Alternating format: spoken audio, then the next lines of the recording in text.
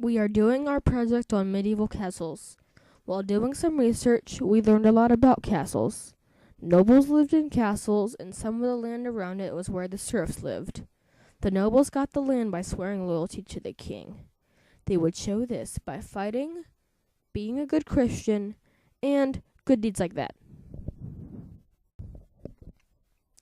For the people who lived there, depending on your castle, of course, it was a great defensive force, but not a comfortable place to live. It generally had small living spaces, and by today's standard, of course, nothing would have been comfortable. There were many parts of the medieval castle, such as the castle moat.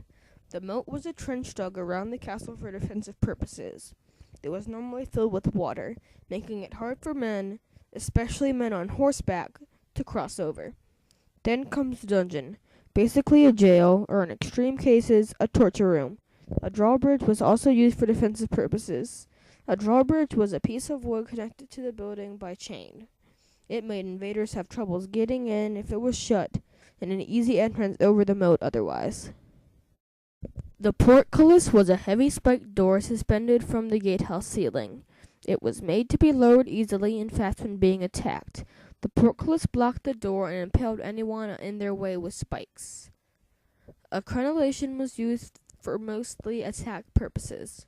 A crenellation was a rampart built around the top made for firing arrows.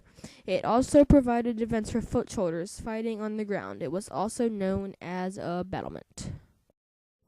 A castle gatehouse was a fortified structure built over the gateway of a castle. It was normally heavily guarded, and it was hard to get in if the people on the inside did not want you in. Castle machicolations were used for defensive purposes. Machicolations were projecting platforms situated at the top of a castle wall. The purpose of the full machicolations was to provide clear access across the top of the battlements, enabling the soldiers to quickly follow attack point of the enemy. The balcony-style machicolations had holes in the floor for dropping various missiles on the enemy. Castle loopholes were used for defense and attack purposes. Castle loopholes were narrow vertical windows from which castle defenders launched arrows from a sheltered position. They were accessed from wide inside areas narrowing two long, narrow apertures. Castle barbican was used for defense and attack purposes. The barbican was an exterior castle defense situated at the entrance of the castle which confined the enemy in a narrow passage. The barbican was an exterior walled passage with multiple gates leading to the main entrance, which was the gatehouse. The castle curtain wall was an outer wall which surrounded the bailey on motte and bailey castles, or medieval castle buildings. The curtain was built for defense and varied in size from 6 to 20 feet thick, up to 45 feet high, and up to 1,500 feet long. A castle keep was used for defensive purposes for the castle's inhabitants.